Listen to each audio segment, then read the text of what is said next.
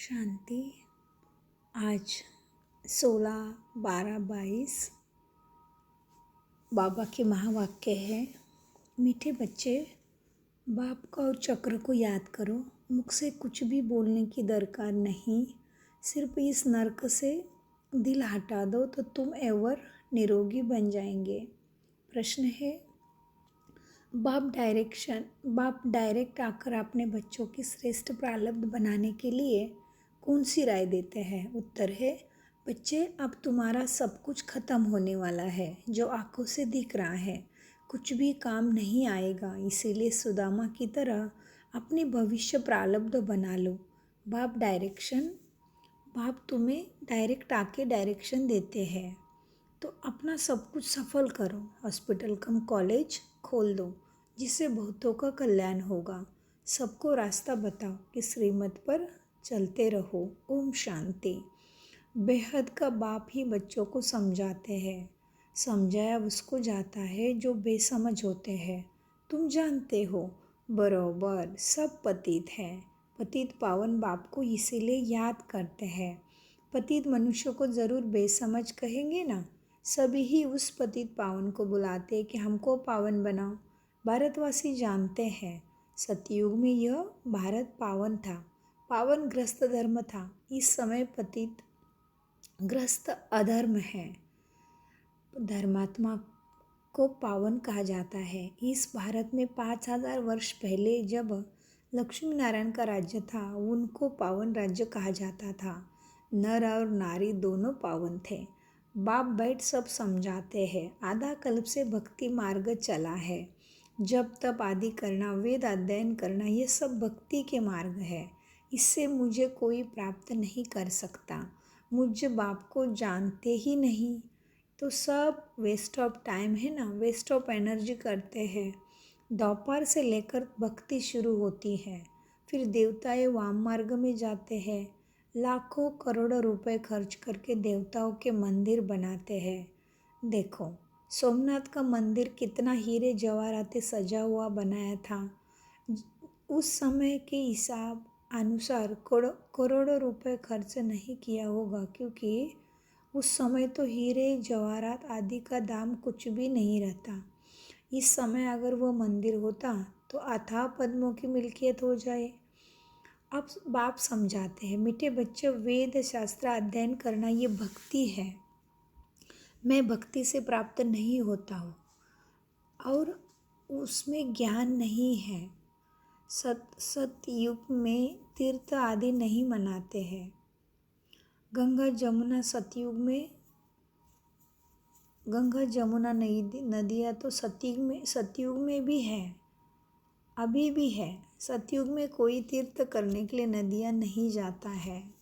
बाप है ज्ञान का सागर, वह ही बैठ तुम्हें ये ज्ञान देते हैं। इसीलिए कहते हैं गंगा में डुबकी लगाने से गति प्राप्त हो जाएगी, लेकिन वास्तव में बाबा कहते हैं वो गंगा है ज्ञान की, सत्य ज्ञान की गंगा। आधा कल्प है भक्ति चलती, पहले अव्यभिचारी होती है, माना केवल शिव की ही पूजा करते हैं। फिर धीरे धीरे देवताओं की भी पूजा, और अभी भक्ति ही एकदम व्यभिचारी हो गई, माना सब कुछ असत्य भ्रष्टाचार निर्माण हो गया उसमें। बाबा कहते भक्ति करते, शास्त्र आदि पढ़ते रहते हैं तो सब भगत हो गए। सजनिया मुझ एक साजन को याद करती है आत्मा। भक्तों की रक्षा करने वाला तो है ही भगवान। तो ज़रूर भक्ति में तकलीफ़ होती है, तब तो कहते हैं कि आकर हमको छुड़ा लो, पार करो, पावन बनाओ, नैया मेरी पार लगाओ, मना लिबरेट करो। भक्ति में गाते हैं, दुख से मुक्त करो गाते हैं, गाइड बनो, मुक्ति धाम ले चलो। उनको यह पता नहीं है कि भगवान कौन है। शिव और शंकर के मंदिर में जाते हैं, शिव शंकर को इकट्ठा कर दिया है तो दोनों अलग अलग। वह शिव निराकार और वह शंकर है सूक्ष्म शरीरधारी, वह मूल वतन में रहने वाला, और ये शंकर है सूक्ष्म वतन में रहने वाले सूक्ष्म देवता। तो बाप समझाते हैं, मंदिर में बैल भी दिखाते हैं शिवलिंग के सामने, नंदी। समझते हैं शिव शंकर की बैल पर सवारी थी। अब शिव के लिए कहते हैं वो सर्वव्यापी है। ऐसे नहीं कहेंगे कि शिव शंकर सर्वव्यापी है फिर शिव को कहते हैं सर्वव्यापी है। कैसे कर दिया बाबा कहते हैं, सारी गड़बड़ कर दी है ना। तो एक परमपिता परमात्मा निराकार को कहते हैं। अब बाप कहते हैं देखो मैं निराकार तुमको कैसे पढ़ाऊँगा, फिर बैल पर कैसे सवारी करूँगा। हमारी सवारी बैल पर क्यों दिखाई है? क्योंकि मैं ब्रह्मा के तन में आके तुम्हें सिखाता हूँ। तुम भी ब्रह्मा मुख वंशावली आकर बने हो। इनका नाम है भागीरथ अर्थात भाग्यशाली रथ, क्योंकि पहले पहले यही ज्ञान सुनते हैं और यही सौभाग्यशाली है। सतयुग में बहुत थोड़े होते हैं, बाकी सब आत्माएं वापस परमधाम चली जाती है। आत्मा की दुनिया में, आत्मा के घर में अपने घर, जहाँ से आत्मा यह धरती पे आई है। यह सबके लिए कर्म क्षेत्र है। सृष्टि का चक्र फिरता रहता है। मूल वतन सूक्ष्म वतन में यह सतयुग त्रेता नहीं होता है। यह ड्रामा का चक्र यहाँ ही धरती पे फिरता है। आधा कल्प ज्ञान होता है सबके अंदर। सतयुग त्रेता में ज्ञानमय अवस्था है, सुख ही सुख है। आधा कल्प भक्ति, द्वापर युग कलयुग में भक्ति है। सतयुग में लक्ष्मी नारायण का राज्य था, फिर Lakshmi Narayan the first, second, ऐसे 8 राजगद्दी चलती है। इसलिए कृष्ण जन्माष्टमी कहते हैं। त्रेता में है चंद्रवंशी राम की डायनेस्टी। सतयुग में 8 जन्म, त्रेता में 12 जन्म। यह है 84 जन्मों की कहानी बाप ही समझाते हैं। बाप अपने ब्राह्मण बच्चों को ही मिलते हैं और किसको नहीं। बच्चे बने हैं तब उनको पढ़ाते हैं। बाप कहते हैं मैं तुम्हारा बाप टीचर सद्गुरु हूँ, सद्गति कर तुम्हें साथ ले जाता हूँ। पावन होने का बहुत सहज उपाय बाबा बताते कि बच्चों बुद्धि मन से मुझे याद करो जो तुमको बतलाता हूँ। यहाँ बैठ तुम क्या करते हो? बच्चे कहते बाबा हम आपको याद करते हैं, आपका फरमान है ना कि बच्चे मुझे निरंतर याद करने का पुरुषार्थ करो। तो इस योग अग्नि से तुम्हारे विकर्म विनाश भी हो जाएंगे, फिर तुम पवित्र सत्वप्रधान बन जाएंगे। अब तुम तमोप्रधान पापी बने हो, आत्मा में विकारों की खाद पड़ी है। तो बाबा कहते हैं खाद याद से निकल जाएगी, बाकी कोई तकलीफ नहीं। एवर निरोगी बनने के लिए कितना सहज बाबा युक्ति देते हैं। देवताएं कभी बीमार नहीं होते हैं सतयुग में। इस याद से ही तुम निरोगी बनेंगे, तुम्हारे पाप भस्म होंगे, तुम पावन बन जाएंगे। बड़ी भारी कमाई है। घूमो फिरो सिर्फ मुझे बुद्धि से मन से याद करो। पहले ये प्रैक्टिस करनी है। याद करने से ही हम 21 जन्मों के लिए निरोगी बन जाएंगे। कोई तकलीफ की बात नहीं, सिर्फ मामेकम याद करो। ये बाप ने आत्माओं को कहा है। हे आत्माएं सुनती हो, बाप मुख से कहते हैं मुझे याद करो और घर को याद करो। अब यह नर्क खलास होना है, जाना है अपने घर। भोजन बनाते समय भी याद का पुरुषार्थ करो। भल तुम कर्म योगी हो तो भी कम से कम 8 घंटा तक ज़रूर पहुँचो। 5 मिनट 10 मिनट आधा घंटा ऐसा चार्ट बढ़ाते रहो। जांच करते रहो हमने कितना समय बाप को याद किया। जिस बाप से वैकुंठ की बादशाही मिलती है, 21 जन्मों के लिए सदा निरोगी बनते हैं। कितनी सहज युक्ति है। चक्र का नॉलेज समझाया है कि चोटी ब्राह्मण देवता क्षत्रिय वैश्य शूद्र ये चक्र याद करना है। बीज और झाड़ को याद करो। अभी तुम जानते हो एक धर्म की स्थापना हो, दूसरे सर्व धर्म विनाश हो जाएंगे। एक ही देवी देवता धर्म अभी स्थापन हो रहा है। सतयुग में एक ही धर्म है, तुमको मेहनत इसी में ही है। बाप कहते हैं मुझ बीज को याद करो और झाड़ को याद करो।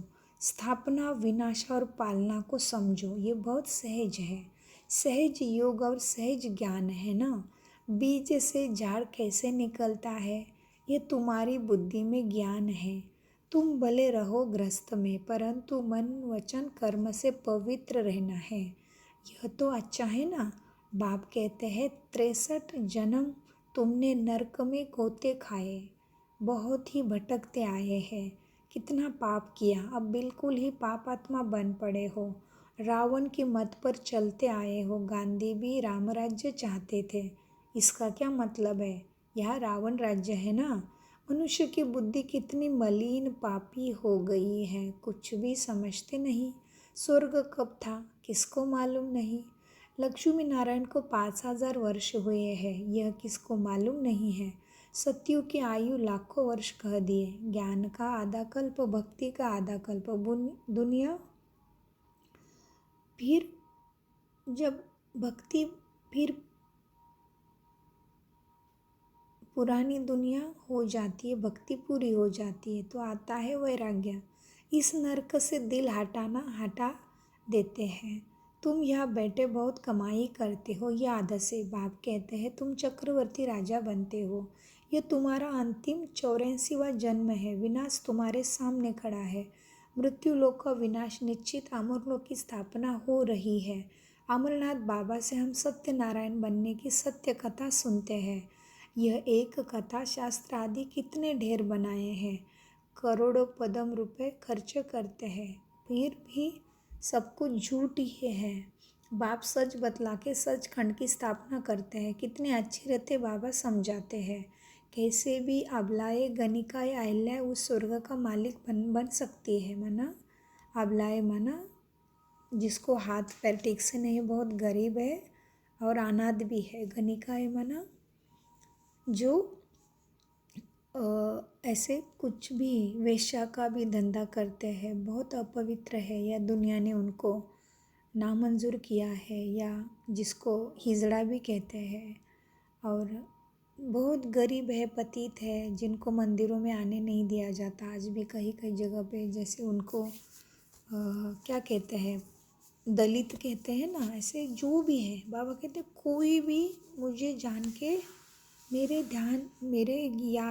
मेरे ज्ञान से क्या होता है,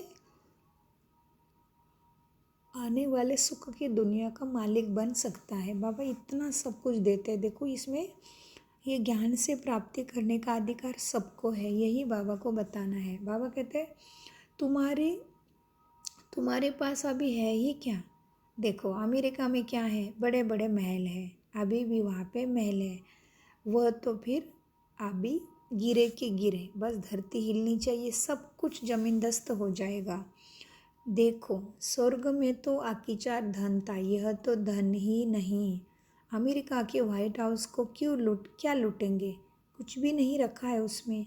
वहाँ सतयुग में तो गरीब थे, गरीब एक महल में भी यहाँ से अच्छा महल होता है गरीब का भी। सतयुग में चांदी सोना लगा हुआ रहता है सबके महलों में, वहाँ सब सस्ता ही रहती है, सबको अपनी ज़मीन बहुत रहती है। इसलिए सुदामा का मिसाल देते हैं, भक्ति मार्ग में 2 मुट्ठी ईश्वरार्थ देते आए हो, कहीं 5, 10, 100 रुपये भी दान करते हैं, जिसका एवज दूसरे जन्म में मिलता है। इसलिए मनुष्य दान पुण्य आदि करते हैं। कोई हॉस्पिटल खोलते हैं तो दूसरे जन्म में तंदुरुस्ती अच्छी मिलती है, कोई बीमारी नहीं होती है। कोई कॉलेज बनाते हैं तो दूसरे जन्म में पढ़कर होशियार हो जाते हैं, एक जन्म का फल दूसरे जन्म मिलता है। अब परमपिता परमात्मा निराकार बाप तो दाता है। बाप कहते हैं बच्चे एक हॉस्पिटल कम कॉलेज खोलो, इसमें बहुतों का कल्याण होगा, इसका फल तुमको 21 जन्मों के लिए मिलेगा। वह है इनडायरेक्ट 1 जन्मों के लिए, यह है डायरेक्ट 21 जन्मों के लिए प्रारब्ध मिलती है, क्योंकि अब बाप डायरेक्ट बैठे हैं, अभी बाप ही डायरेक्ट तुम्हारे पास बैठे हैं, समझाते हैं तुम्हारा सब कुछ खत्म होने वाला है। पहले जो भी महल माड़ियाँ सब मिट्टी में मिल जानी है, इसलिए आप भविष्य की कमाई करो जो तुम्हारे काम आए। जो भी आए उसको रास्ता बताओ, बाप को याद करो तो तुम्हारी पापों की कट निकल जाएगी। पारलौकिक बाप ही है ना। बाप कहते हैं तुम श्रीमत पर चलने से तुम भी सब सुख शांति के मालिक माना स्वर्ग के मालिक बनते हो। अभी पारस बुद्धि बन सकते हो। कितनी युक्तियाँ बाप समझाते हैं, हर एक के कर्मों का हिसाब अपना अपना है। बाप कर्म अकर्म विकर्म की गति भी तुम्हें बैठ सिखाते हैं, समझाते हैं। कोई भी तकलीफ हो तो बाप सर्जन के पास आकर श्रीमत लो, अहिल्या वो कुब्जा वो सबको ये रास्ता बताना है। पवित्रता पर ही हंगामा होता आया है। विष नहीं दिया तो मारने लग पड़ते हैं, घर से निकाल देते हैं, कितना हंगामा करते हैं। बाबा कहते हैं इस ज्ञान आसुरों में बाबा कहते हैं इस ज्ञान यज्ञ में आसुरों के विघ्न बहुत पड़ेंगे, अबलाओं पर अत्याचार बहुत होंगे और सत्संगों में कभी अत्याचार नहीं होते हैं, यहाँ पर विघ्न पड़ते हैं। बाबा कहते हैं कितने पतित बन पड़े हैं, अभी तुम पवित्र बनते हो। पवन दुनिया का मालिक बनने के लिए बाप का फरमान यह है, अंतिम जन्म पवित्र बन मुझे याद करो तो विकर्म विनाश हो। इसका नाम ही है सहज राजयोग और कहीं कोई शास्त्र में यह युक्ति नहीं है। गीता में है देह के सर्व संबंध त्याग, मुझ अपने बाप को याद करो। हाँ, अब श्री कृष्ण तो भगवान है नहीं, लेकिन गीता का अर्थ कोई ठीक से नहीं समझा। तो बाबा कहते भगवान सब आत्माओं का बाप एक शिव परमपिता है, श्री कृष्ण नहीं। शरीर का लोन लिया है ना, ये है ब्रह्मा भागीरथ का रथ। इनको खुशी तो होती है कि मेरा शरीर भगवान काम में लाते हैं। इस शरीर में बाप आकर सबका कल्याण करते हैं, बाकी बैल आदि की बात नहीं है। यही भागीरथ रथ परमात्मा ने शिव ब्रह्मा को लिया है, तो इसीलिए शिवलिंग के सामने नंदी दिखाते हैं, लेकिन समझते कुछ भी नहीं इसका अर्थ क्या है। बाबा कहते हैं इन बातों को नया क्या समझेगा, कंफ्यूज हो जाते हैं। इसलिए बाबा कहते हैं मुझे याद करो तो सारी उलझन निकल जाएगी। अच्छा, मीठे मीठे से गिलदे बच्चों प्रति माता पिता बाप दादा का याद प्यार और गुड मॉर्निंग। रूहानी बाप की रूहानी बच्चों को नमस्ते। हम रूहानी बच्चों की रूहानी बाप दादा को याद प्यार, गुड मॉर्निंग और नमस्ते।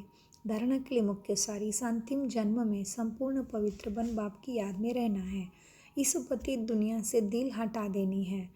स्वदर्शन चक्रधारी बनना है। हॉस्पिटल कम कॉलेज खोल अनेक आत्माओं का कल्याण करना है। हॉस्पिटल कम कॉलेज माना क्या? ये बाबा का जो पाठशाला है, सेंटर है, इसमें क्या होता है, सत्य ज्ञान मिलता है और हमारे अंदर के मन के रोग भी और शरीर की पीड़ा भी नष्ट हो जाती है। तो इसीलिए इसको कहते हैं बाबा के जो पाठशाला है या सेंटर से, ये क्या है, हॉस्पिटल कम कॉलेज। हाँ, हॉस्पिटल कम कॉलेज खोल अनेकों का कल्याण करना है। इस कदम पर सुप्रीम सर्जन से श्रीमत लेनी है। हाँ, इसीलिए हर कदम पर सुप्रीम सर्जन से श्रीमत लेनी है। वरदान, दिव्य बुद्धि द्वारा त्रिकालदर्शी स्थिति का अनुभव करने वाले सफलता मुहूर्त भव। हाँ, कैसा है बाबा का वरदान? आज बाबा ने सिर पे हाथ रख दिया, देखो, दिव्य बुद्धि द्वारा त्रिकालदर्शी स्थिति का अनुभव करने वाले सफलता मुहूर्त भव। वरदान का विश्लेषण है, ब्राह्मण जन्म की विशेष सौगात है दिव्य बुद्धि। इस दिव्य बुद्धि द्वारा बाप को, अपने आप को और तीनों कालों को स्पष्ट जान सकते हो। दिव्य बुद्धि से ही याद द्वारा सर्व शक्तियों को धारण भी कर सकते हो। दिव्य बुद्धि त्रिकालदर्शी स्थिति का अनुभव भी कराती है। उनके सामने तीनों ही काल स्पष्ट होते हैं। कहा भी जाता है, सोचो जो बोलो, आगे पीछे का सोच समझकर करो, परिणाम को जानकर कर्म करने से सफलता अवश्य होती है। तो क्या मिला है वरदान आज? दिव्य बुद्धि द्वारा त्रिकालदर्शी स्थिति का अनुभव करने वाले सफलता मुहूर्त भव। स्लोगन है, यथार्थ निर्णय देना तो रूहानी नशे में फुकुर द्वारा ही बेफरिस। यथार्थ निर्णय देना है तो रूहानी फकुर द्वारा बेफिक्र स्थिति में स्थित रहो। ओम शांति। मीठे प्यारे बाप दादा का अनगिनत पदम गुना शुक्रिया फरिश्तों।